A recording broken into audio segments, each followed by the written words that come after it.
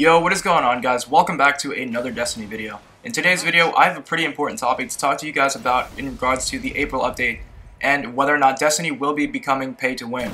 So if you guys have not seen the Destiny livestream, they are going to be releasing a new infusion system in Destiny where instead of infusing gear, where if you had like a 310 and a 280, you infuse them together, they would come out to like a 297 or like a 300 if you got lucky.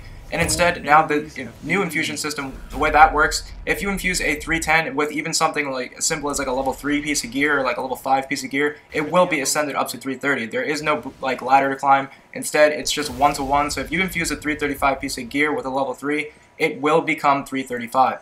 Now, you might be wondering, now, why does this have to do with pay to win? Like, what am I even talking about if you haven't seen the live stream? So another thing that happened during the live stream is they released information on a new reward called Sterling Treasure. I did make a complete breakdown video about that, so check the description if you'd like to see that, more detailed information on what that is. So basically what the Sterling Treasure will do is reward you with gear, and you can buy the Sterling Treasure using silver in the Eva Levante, so you can go ahead and just pay real life money for gear, armor, ships, even weapons and shaders, and like even faction rate packages for your Vanguard, Crucible, and your House of Judgment. So you can now just pay to just power level all that stuff up as well as get the gear. So now, is it pay to win? Well, really, I don't think so. Like, it's not exactly pay to win. You're not going to pay like $50, get your gear, and be set level 335. Now, you will get a lot of really high-end and end-game gear that you can now just pay for and not actually have to grind and get to the end game. Instead, you can just buy the end game gear from the by buying silver and buying these Sterling Treasure packages. Now, it's not that you will be at the end game because your light level, all the gear does drop from the Sterling packages at level 3. So you're not going to just instantly be at 335 light. You will be sitting at like, like a 10 light level. So in the terms of that, it's not pay to win because you still do need to go out, get your gear, get your weapons all leveled up to 335 in order to infuse those weapons.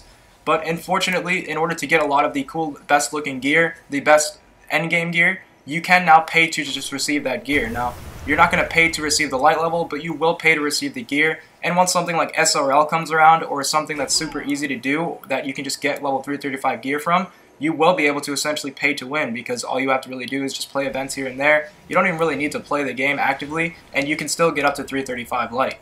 Now, this isn't really a big problem. Like, okay, we'll have a bunch of people run at 335 light, and now we can all use our friends that use the pay to win method to use, they can now get us through the Prison of Elders as well. They can help our friends out in the trials because now all these people are going to be 335. Now, is that a problem or is that good? Now, it's really up to you to decide whether or not you like to see a lot of people max level and at end game. Now, in my opinion, I don't think it's a really good thing for all those people to be at end game because it's really going to draw people away from the game if they think it's pay to win.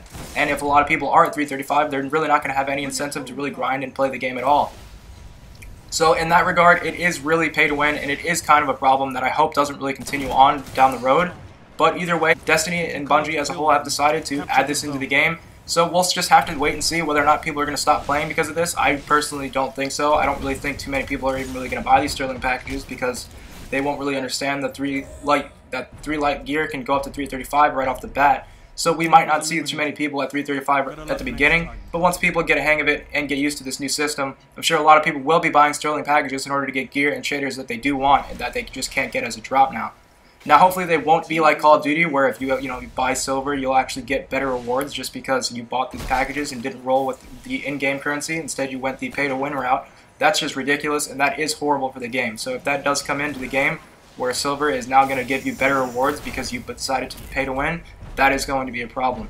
So let me know what you guys think down in the comments down below. I'm pretty glad that the new infusion system is coming for the legitimate players that can get up to 335 that aren't going to buy any gear. And honestly, compared to other games, I think this method of pay to win is pretty fair for both sides. So people that want to pay to win still have to play the game, and if you don't want to buy any gear, you're still going to play the game to get the gear. So at least it is pretty fair. But let me know what you guys think about this whole thing down below. Let me know what you think about the infusion system and whether or not you think this new silver and Sterling Treasure packages will be pay to win in the comments down below. And I will see you guys tomorrow in another Destiny video.